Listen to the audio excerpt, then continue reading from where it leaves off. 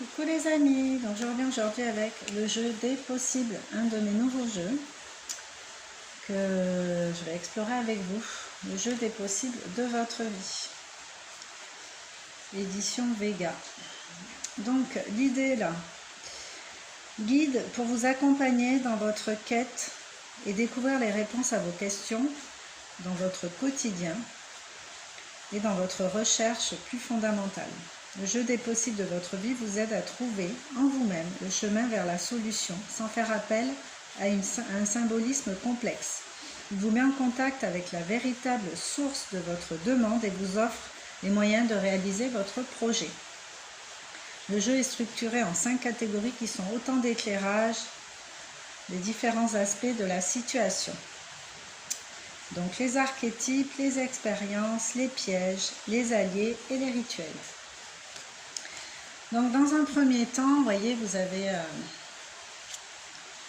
plusieurs couleurs. Donc on commence par la couleur rouge, après il y a la bleue, après il y a l'orange, la verte et la violette. Donc dans un premier temps, on va retourner une des cartes rouges. Donc moi là, j'ai un lot de cartes rouges, donc je vais en prendre une, celle qui m'appelle.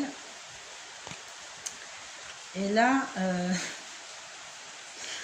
bon bah voilà quoi, je suis tombée sur le guerrier. C'est comme ça que je me sens en fait, hein. Je me sens un peu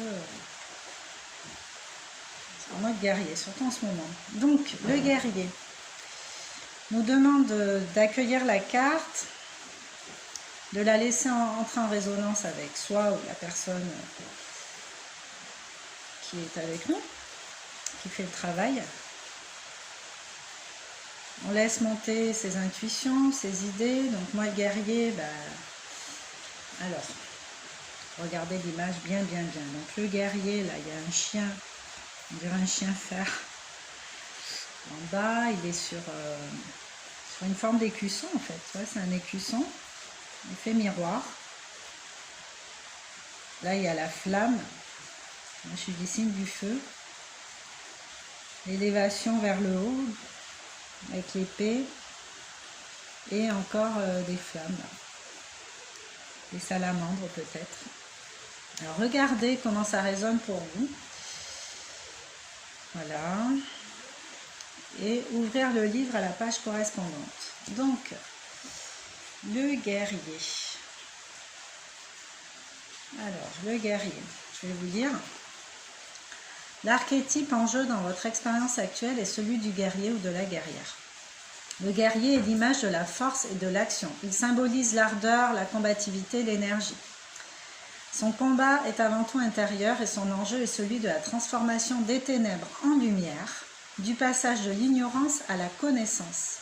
C'est l'idéal du samouraï, du chevalier et de l'amazone, ou de l'amazone. La véritable force du guerrier est sa loyauté, sa fidélité à ses engagements. Il refuse les compromis et défend le territoire sans colère ni violence intérieure. Quel est ici votre conflit ? Donc, bon, je peux parler de mon projet professionnel. On va monter une association avec Corinne où vont se mêler ludothérapie, sophrologie, parce que nous sommes sophrologues toutes les deux. Alors moi, je suis auxiliaire de périculture, le premier métier, on peut dire. Elle est prof d'anglais. Donc on a le tronc commun de la sophrologie, mais elle fait de la danse médecine, danse-thérapie, et moi je fais de la ludothérapie par le biais du jeu. Donc moi c'est plutôt ce qui est verbal, et elle, ça passe par le corps, le non-verbal, l'expression corporelle. Quelles sont vos armes véritables ? Donc ça c'est la question à se poser. Moi mes armes véritables, c'est que j'ai la conviction que tout ça c'est du bon, que ça peut faire du bien qui en demande en fait. Que j'ai les outils nécessaires et l'intention nécessaire pour arriver à mes cibles, à mes objectifs. Est-ce une facette de votre personnalité que vous devez développer ou dont vous devez au contraire faire le deuil? Le mode guerrier, je pense qu'il est déjà bien là. Je vais le conserver et l'entretenir. Êtes-vous prêt à une assesse qui vous conduira à la victoire de la conscience. Oui. Donc répondez pour vous, hein, en même temps que moi, posez-vous les questions à vous, faites pause si vous voulez, faites-le pour vous. Alors, faites le point sur vos enjeux dans ce domaine, éclairez vos forces actuelles, ne vous laissez pas influencer par vos empreintes habituelles, travers habituels, vos objections mentales de l'ego habituel. Méfiez-vous de l'agressivité. L'état ultime du guerrier est celui de la paix du cœur. Ici, la clé de votre interrogation repose sur la mise à jour et la victoire sur les conflits intérieurs. Ok, moi ça me parle. Donc on va passer à la carte bleue, celle des expériences. Elle vous parle de ce que vous vivez actuellement. Elle vous fait comprendre le sens de votre défi ou de votre épreuve. Lisez santé, désolée. Alors, on peut se poser une question avant de tirer la carte. Les expériences, donc au travers de mes expériences, ce que j'ai appris, qu'est-ce qui va me permettre de déjouer justement les pièges dans lesquels j'ai pu tomber ou me mettre de façon consciente ou inconsciente. Bon, on va voir. Alors, le désir. Le désir, elles sont belles ces cartes, regardez. Alors, il y a le 8 de l'infini, là, le 8, le mouvement infini, yin-yang, hein. Homme-femme, mâle-femelle, voilà, polarité féminin-masculin, le fruit interdit, le serpent,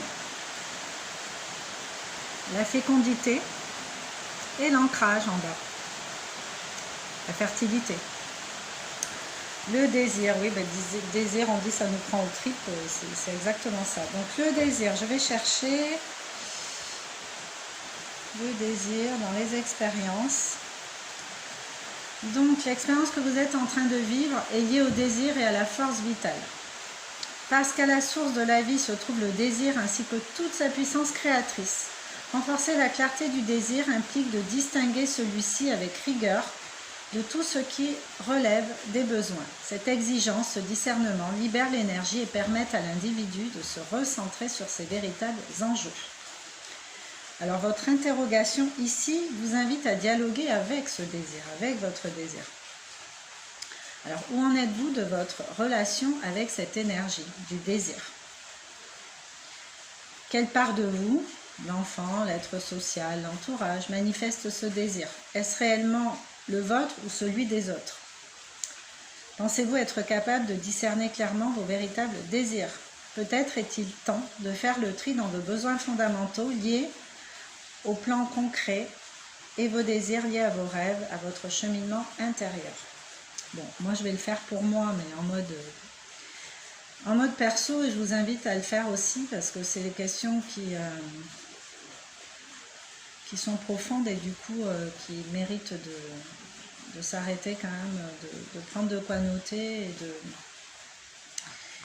voilà, et d'écrire ce qui nous vient. Alors donnez-vous un environnement propice pour méditer, contactez intérieurement la notion du désir, observez comment elle se manifeste dans votre quotidien actuel.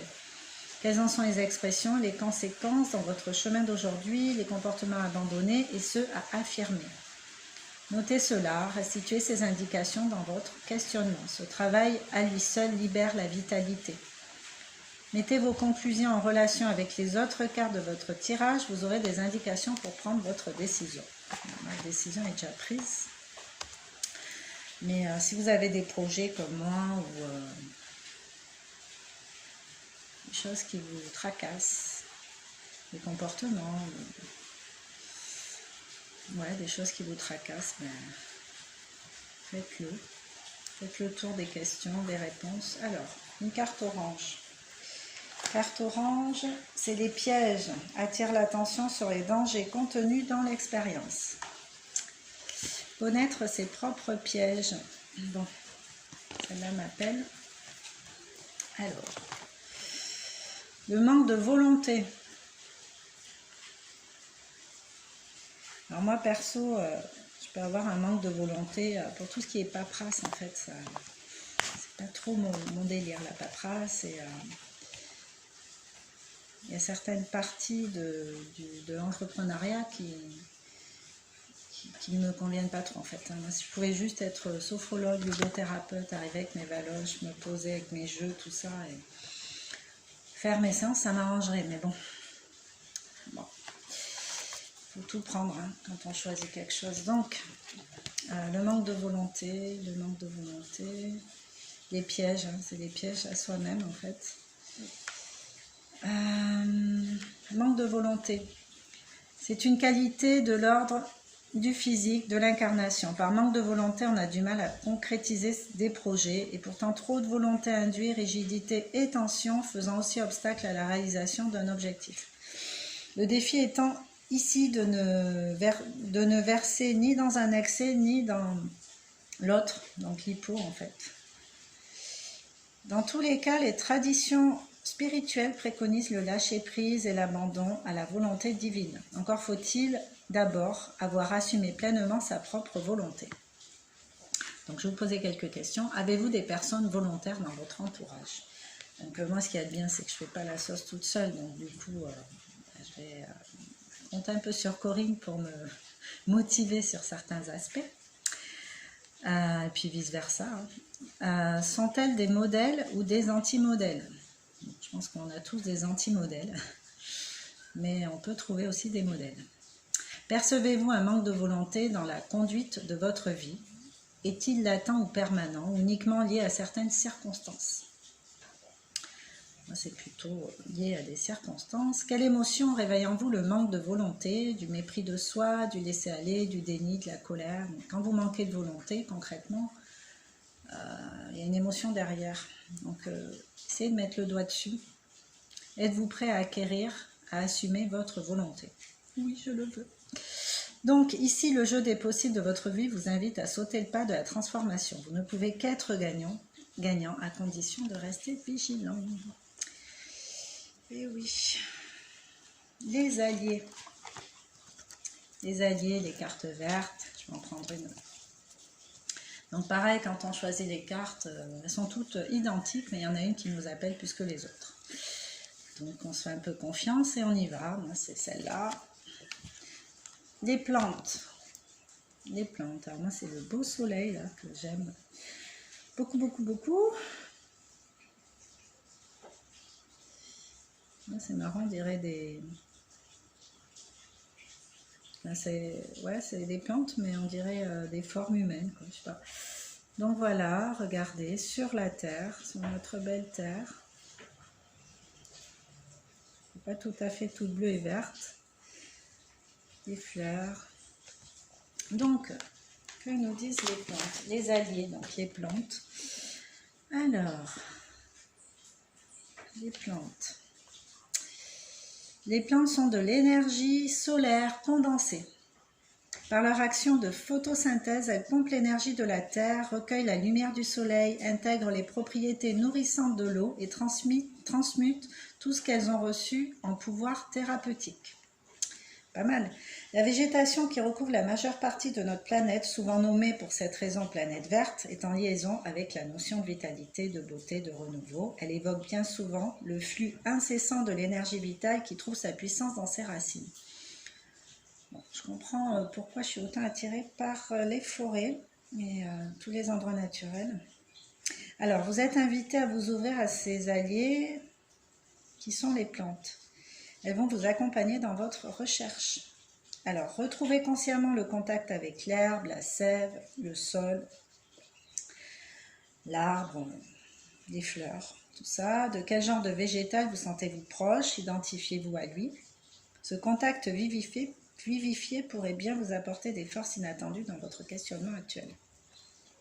Ce travail intérieur ne vous